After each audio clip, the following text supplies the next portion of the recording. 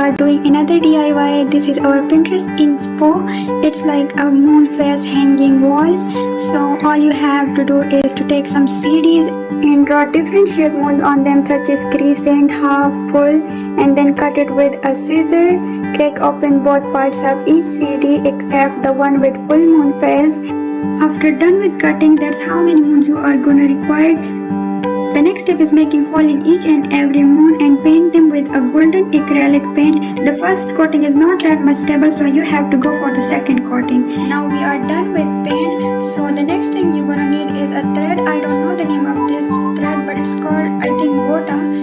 Now pass that thread through the hole that we made earlier and do the same with all these.